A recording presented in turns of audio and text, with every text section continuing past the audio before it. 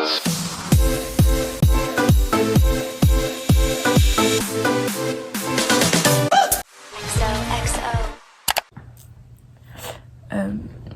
voit un peu mon bazar derrière. Mais bon, on s'en fiche. Faites abstraction du bazar. Coucou tout le monde, c'est Candice et aujourd'hui on se retrouve dans une nouvelle vidéo.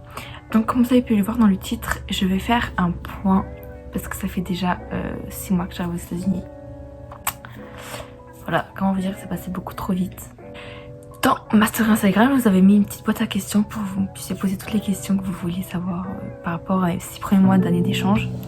Donc du coup, elles sont toutes reportées sur mon ordinateur et je vais vous y répondre tout de suite. Donc première question, comment ça s'est passé mon voyage, l'aéroport, etc. Donc ce qu'il faut savoir, c'est que j'avais 3 vols. Donc j'ai fait Marseille-Paris, Paris-Atlanta, Atlanta-Tampa. Donc pour les 2 premiers vols, j'étais avec une autre étudiante d'échange qui elle est allée dans l'Arizona. Donc du coup comme j'étais avec elle, en vrai ça s'est très bien passé. On restait ensemble, etc. J'étais pas du tout stressée. Je crois que je me souviens, pour aller dans mon vol Paris-Atlanta, on a dû ouvrir ma valise, fouiller et tout. Donc c'est juste passé ça, après sinon rien de fifou.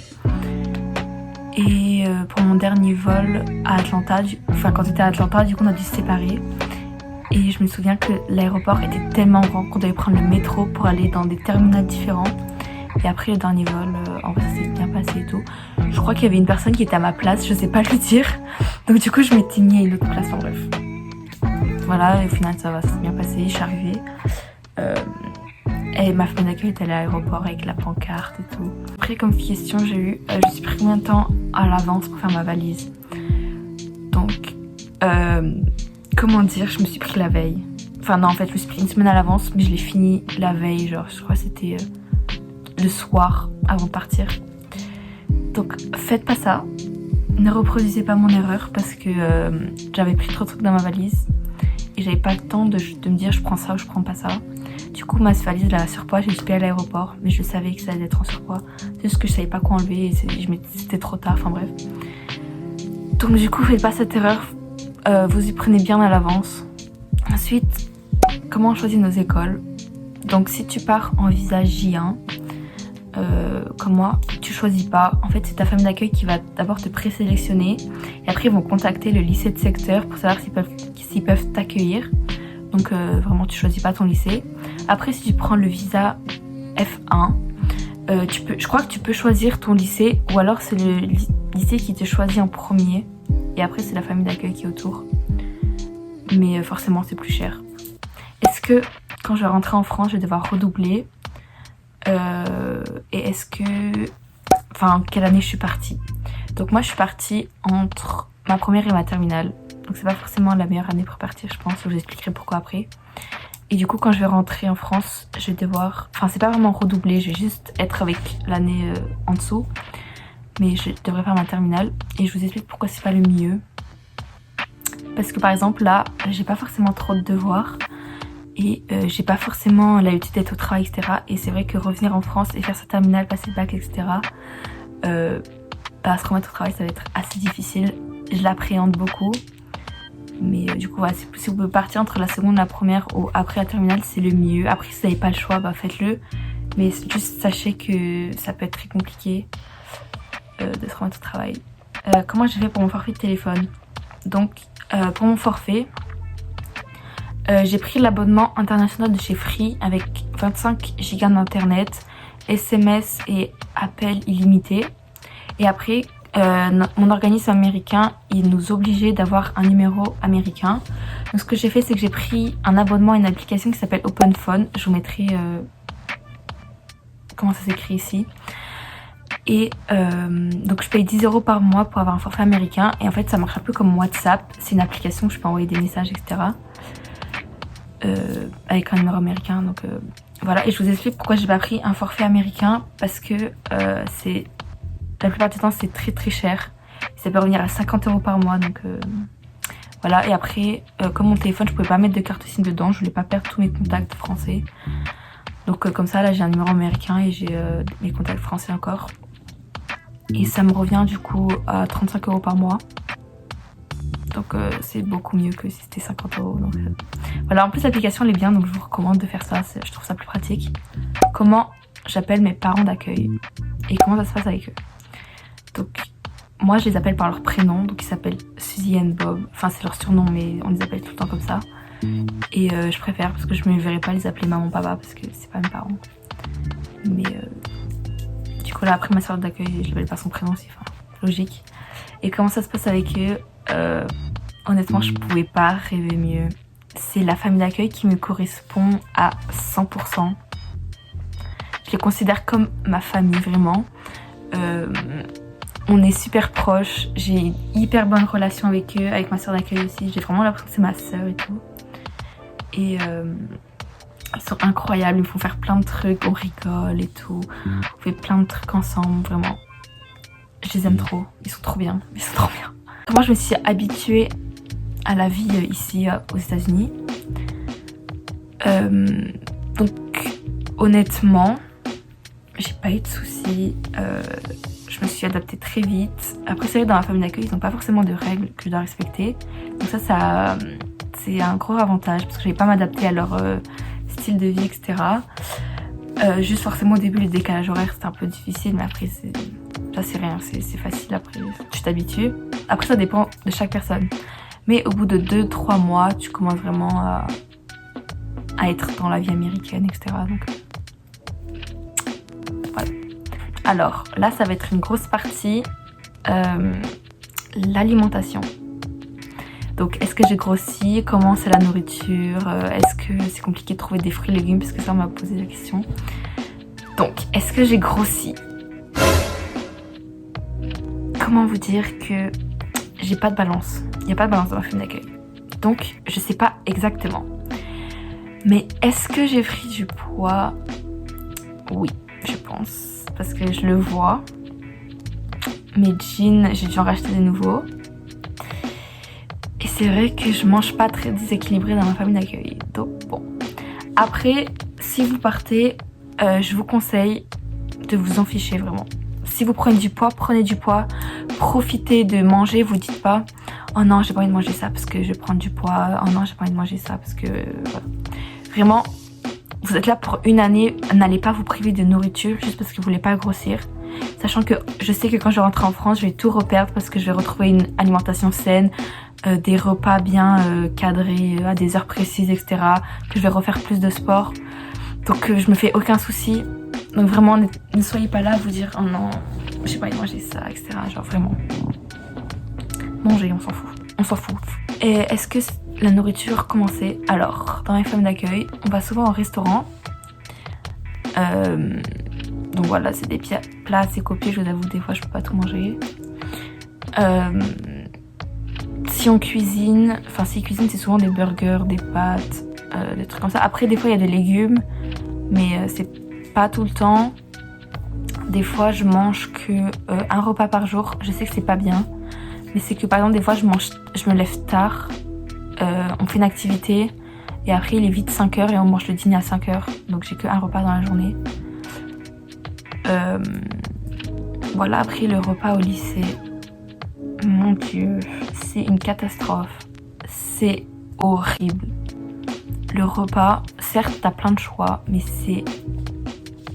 Moi ça m'écœure. Des fois je suis là en mode, je peux pas manger ça, c'est écœurant. Donc voilà, à un moment j'ai amené ma lunchbox, mais dans moi ça me saoulait parce que je prenais tout le temps la même chose et il fallait le préparer la veille et tout, donc ça me saoulait. Les Américains ils mangent pas, par exemple il est midi, il faut qu'on mange le lunch, il est 19 h, il faut qu'on mange le dîner. C'est en fait dès qu'ils ont faim ils mangent. Enfin moi dans ma famille c'est comme ça, dès qu'ils ont faim ils mangent. Donc par exemple des fois on va manger le dîner à 7 h du soir, des fois on va manger à 5 h 30, des fois on mange pas le lunch, des fois le lunch on mange à 3 h. Des fois je mange les 4 h, je sais pas si c'est le lunch ou le dîner, enfin vous voyez plein de trucs comme ça. Genre vraiment ça dépend. Enfin du coup vous voyez c'est pas très équilibré, c'est pas à des heures cadrées, donc je pense que c'est ça aussi qui me fait prendre du poids. Mais voilà, et après c'est compliqué de trouver des légumes, t'en trouves mais c'est beaucoup des congelés surgelés. Et souvent même si tu prends des fruits ou des légumes, ils sont pas aussi bons qu'en France je trouve. Enfin je sens toujours un truc un peu genre, pas chimique, mais genre t'as un arrière-goût de bizarre. Donc voilà pour la nourriture. Prochaine question, qu'est-ce qui me manque le plus? La nourriture. Est-ce que vous y attendez? Oui, moi aussi. Ça me manque trop, la nourriture, je vous jure. Que là, j'ai envie d'une raclette ou d'une tartiflette ou du bon fromage français là. Ou des bonnes baguettes, parce que je vous jure que les baguettes, ils disent ah ouais, French baguettes. C'est pas du tout des French baguettes, c'est des trucs... Non, c'est pas bon. Après, forcément, mes proches, ils me manquent. Donc du coup, j'ai la question qui me prend, je me manque. Oui, ils me manquent. Mais je les revois dans 4 mois. Donc vraiment, j'ai trop hâte. Et mes amis aussi me manquent. Mais je sais qu'après, on va refaire plein de trucs ensemble pendant l'été et tout. Donc je me fais pas de soucis. Et puis là, j'ai une bonne famille d'accueil, j'ai des bons amis. Donc c'est pas comme si j'étais tout le temps toute seule. Donc franchement, ça va. Est-ce qu'il y a des moments où j'étais pas bien, où j'étais homesick? Donc des moments où j'étais pas bien, oui. Il y a certaines périodes, souvent aux alentours de Noël, où tu ressens un peu un manque de tes proches, de pas être avec tes proches pour faire les fêtes de Noël, de fin d'année, etc. C'est vrai que moi j'ai pas été dans un vrai homesick, enfin je pense que j'ai pas été dans un vrai homesick où j'étais là en mode non je rentre en France, ça va pas du tout, etc. Je pleurais tous les soirs, non. Ça m'est jamais arrivé. Heureusement, j'espère que ça va pas arriver après, mais bon je pense pas parce que normalement on m'a dit que après Noël c'était la meilleure période. Donc voilà, j'espère vraiment. Mais c'est vrai qu'il y a des jours ou des semaines j'étais pas bien. À un moment j'étais dans la routine des cours aussi, ça me saoulait, j'étais là en mode non, j'étais fatiguée, etc. Mais je pense pas que j'étais dans un vrai homesick. Donc prochaine question. Est-ce que j'ai changé d'avis sur ce que je veux faire plus tard? C'est pas que j'ai changé d'avis, c'est que je suis pas sûre de toujours vouloir faire ça en fait. Donc en fait pour ceux qui savent pas, je vais faire vétérinaire. Et je sais pas si j'ai envie de me lancer dans cette dans ces longues années d'études, de travailler dur et tout, etc. Je sais pas si j'ai vraiment envie de faire ça. Si j'ai vraiment envie d'être vétérinaire, est-ce que j'ai vraiment envie de faire toutes ces années d'études, etc. Je sais pas. Ça m'a mis un peu dans le flou, je vous avoue. Donc je verrai en rentrant quand j'irai faire des conseils d'orientation, etc.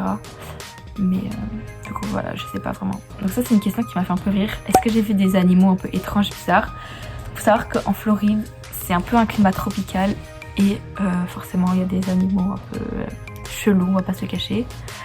Déjà c'est déjà arrivé qu'il y avait un serpent sur ma terrasse. Je vous mettrai une vidéo parce que je l'ai pris en vidéo. J'ai déjà eu des araignées pas énormes mais genre à peu près cette taille dans la salle de bain ou dans le garage. La dernière fois c'était on était en voiture et il y a un... Je sais pas comment traduire en français. Je crois c'est un deer, je crois c'est un genre de chevreuil ou un truc comme ça. Il a traversé devant nous et on l'a renversé. Bon, vous inquiétez pas, il va bien. Mais en fait je suis un peu dans la campagne de la Floride, donc il y a un peu des cerfs, des trucs comme ça. Dans la Floride, donc faut faire attention. Qu'est-ce que j'ai vu? Je crois que j'ai déjà vu un ragondin sur le bord de la route. Il y a des tortues. Des fois, il y a des bassins avec des tortues. Ah oui, une fois, j'étais allée à côté d'un lac et on a vu 2 mini crocodiles. Je vous mettrai une photo aussi. J'ai vu 2 crocodiles genre en liberté. C'était pas effrayant parce que c'était tout petit, mais voilà quoi. J'ai vu un genre d'oiseau aussi sur ses pattes. Et des fois, en fait, ma maison elle est juste derrière un terrain de golf. Donc du coup, des fois, il y a des gros oiseaux comme ça qui passent sur les terrains de golf. Ah oui, j'ai vu des dauphins en liberté aussi quand on allait faire du bateau. Et après, il y a des lions de mer, des lamantins qui sont aussi proches de la côte, vraiment. Sauf que j'en ai pas vu encore, mais il y a ça qui est pas loin. Après, j'ai eu comme question, il fait quoi comme température? Donc comme là, vous voyez, je suis en t-shirt, en débardeur. On est en février. Il fait aux alentours de 20, entre 15 et 25 degrés toute l'année. Vous voyez que c'est un climat assez nice. Quand je suis arrivée, donc vers août, c'était la saison des pluies jusqu'en septembre. Oui, il pleuvait assez souvent et il faisait assez chaud, donc c'était humide, etc. C'était pas ouf. Après, il a fait assez chaud jusque vers mi-novembre. Après vers Noël il y a eu un pic de froid c'est très très rare qu'il arrive ça, mais c'est entre 5 et 10 degrés.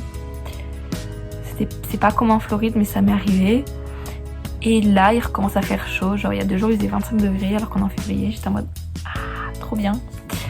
Donc, le climat de la Floride, pépite. À part quand il pleut, mais sinon ça va. Qu'il y a des nouveaux sports. Parce qu'il y a des sports ou des activités qu'on n'a pas en France. Donc, je pense que vous connaissez le cheerleading. Ça, c'est quelque chose qu'on n'a pas en France. Enfin, si, je crois que ça existe, mais c'est beaucoup moins répandu qu'aux États-Unis. Le football américain. Ce qui est bien, c'est qu'il y a une équipe dans le lycée et que souvent vers... Donc moi, ma rentrée, c'était en août. Le 10 août, donc de vers août à début novembre, t'as des matchs de foot pour l'américain dans ton lycée. Donc c'est quelque chose qui est assez gros. C'est vraiment un big deal aux États-Unis. Et donc t'as tout le lycée qui se réunit, qui va voir le match et t'as une ambiance de fou. C'est trop bien, t'as les cheerleaders qui font les danses, donc ça c'est vraiment trop bien et c'est pas vraiment un truc qu'on a en France donc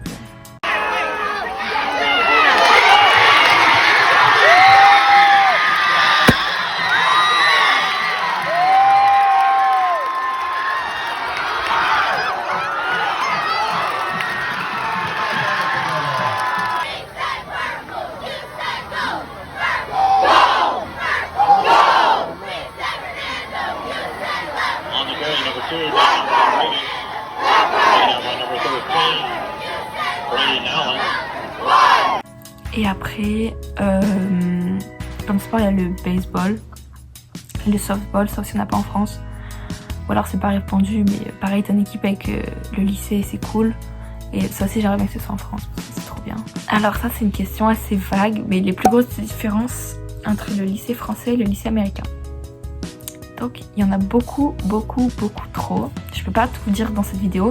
Est-ce que, dites-moi en commentaire si ça vous intéresse que je fasse une autre vidéo exprès sur le lycée américain et que je vous explique plus comment ça se passe, avec les différences, etc. Parce que là, je vais en dire une ou deux, mais je vais pas tout vous expliquer parce que ce sera trop long.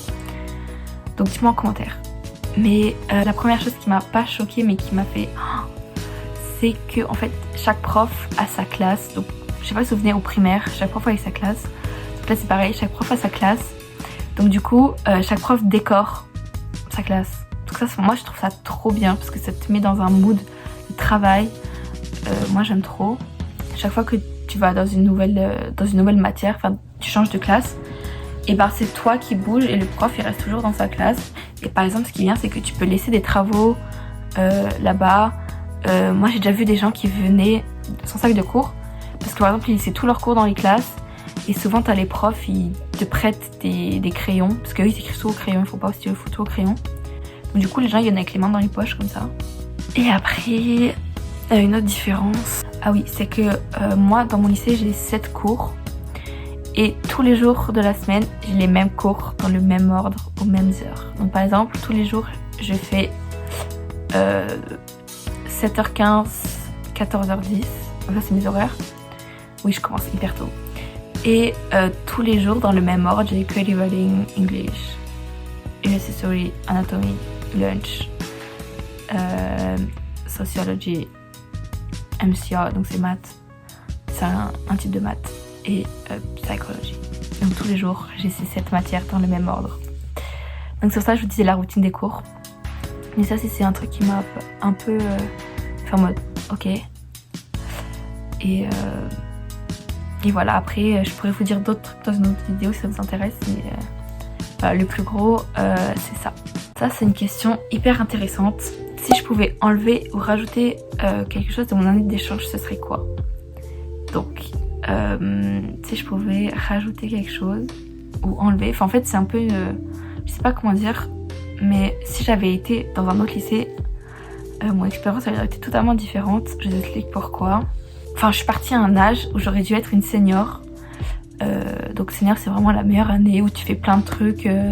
T'as des t-shirts avec écrit senior, t'as la graduation à la fin de l'année, c'est la remise des diplômes. Moi, dans mon lycée, il y a un senior trip, enfin, il y a plein de trucs comme ça.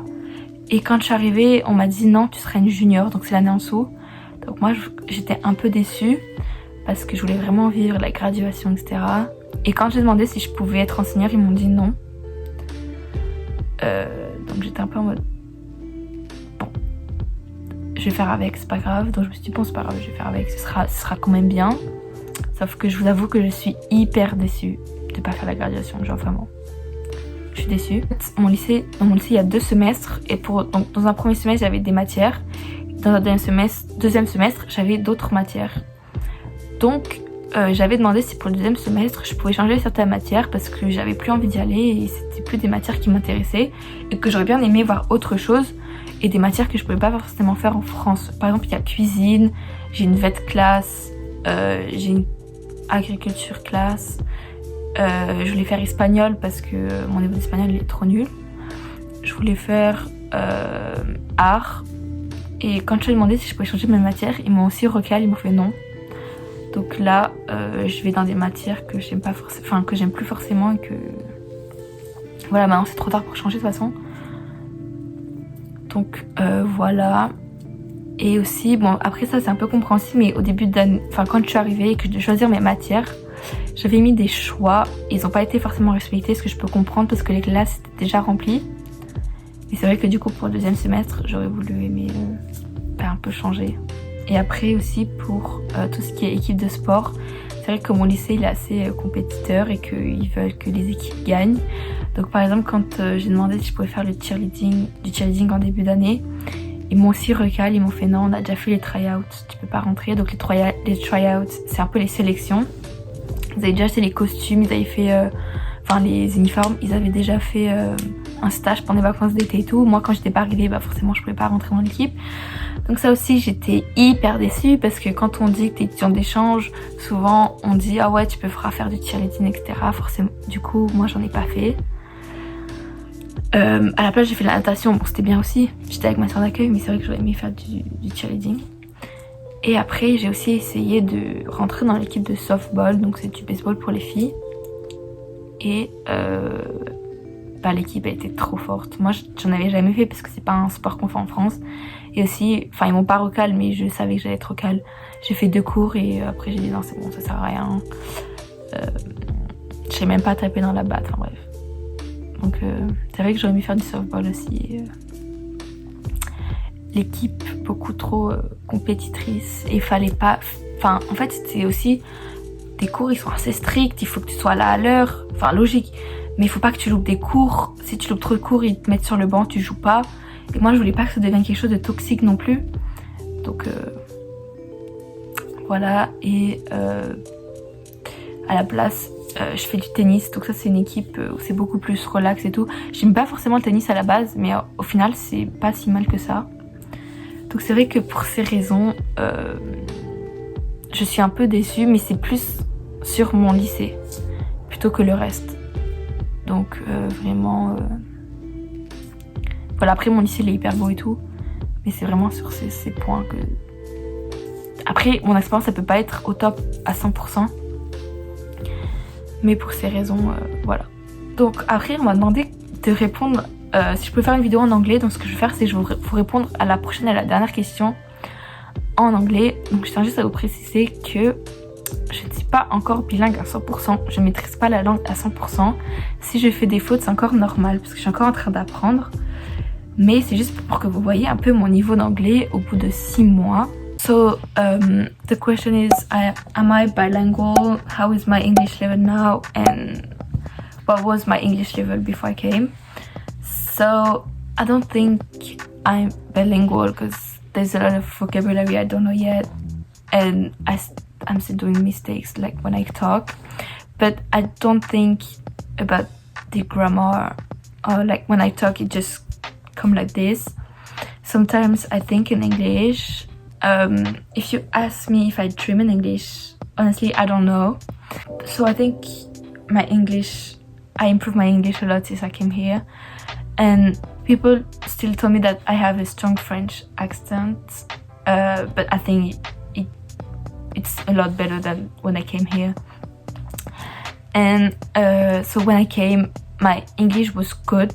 It wasn't perfect, but it was okay. Like I could talk and I understand most of it. I think I had B1 plus level, donc niveau B1, B1 plus. And now I think I can be B2+, maybe C1, but I know that C1 you need to know a lot of vocabulary, like when you talk about something specific. I just can talk like je dis en français, le langage familier, enfin je sais plus parler en langage familier qu'en langage soutenu, c'est pour ça que je pense pas que je suis niveau C1. But yeah, I think you can hear that my English, like I just improved a lot, and now I can talk like to my host family better. I understand all my classes. I don't have to like look for what this sentence means and stuff like that. It's easier to like talk with my friends, because like when I first came here, I was very scared to talk in English because I was like, oh, what if I make mistakes and stuff like that. So if you're an exchange student, don't be afraid to talk in English.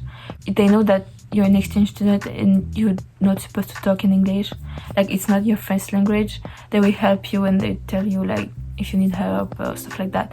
So don't hesitate to talk, really. And if you want to make friends, it's easier if you came with an English, like if you can talk the basic stuff, it would be easier for you than if you can't talk at all. And I think I had another question that I forgot to talk about. Yeah, is it easy to make friends? So I'm gonna answer it in English too. And do we have very close friends? So it really depends on you, on where you are, and the people you are at school with. So for me, it was quite easy to make friends. I had some the first month, and I still have them, like it's the same ones, and we hang out a lot, we do stuff together. Like now they're even like in the tennis team with me.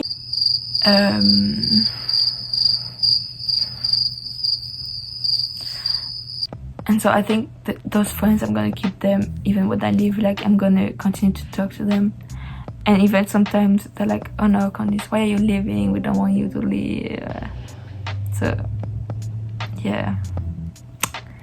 But yeah, and we have classes together.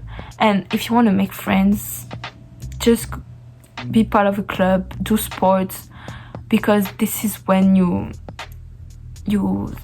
meet someone, because you have it every day. Almost all the sports you have practice every day, so you see them every day, and this is how you just create new relation. But you have to go by yourself too, and not just wait for them to come to you. Both of you have to, like, I don't know how to explain, but I think you see what I mean. Donc voilà, je pense que j'ai répondu à la plupart de vos questions. Si vous en avez d'autres, n'hésitez pas à venir me DM en Insta, je vous répondrai. Ou alors répondez en commentaire à cette vidéo. J'espère qu'elle vous aura plu et que du coup, vous aurez pu en apprendre plus sur mes 6 premiers mois d'année d'échange. Si je pouvais faire un résumé ou le décrire en 3 mots, je dirais incroyable, inoubliable et rencontre, parce que chaque jour je fais de nouvelles rencontres. Vraiment, ces 6 mois, ils étaient trop bien.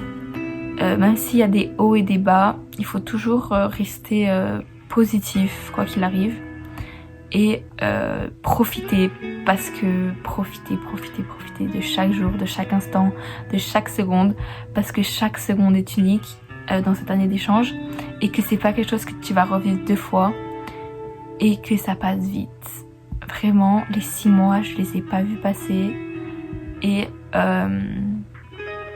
vraiment profitez, sortez avec vos amis, faites des choses avec votre famille d'accueil. Si eux ils proposent pas, dites-leur oh j'aimerais bien faire ça, etc. Vraiment, restez pas dans votre chambre à pleurer, à dire oh ma famille me manque. Ok, mais ça va rien changer, vous n'allez pas pouvoir rentrer en France, donc dites-vous oh ouais je vais aller me changer les idées, des choses comme ça. Voilà, vraiment, c'est une expérience que je regrette pas du tout d'avoir fait et que je conseille à tous les gens qui ont la possibilité de le faire, Et voilà, n'hésitez pas du coup à liker, à vous abonner, à partager la vidéo. Et on se dit à la prochaine fois pour une prochaine vidéo. Bye!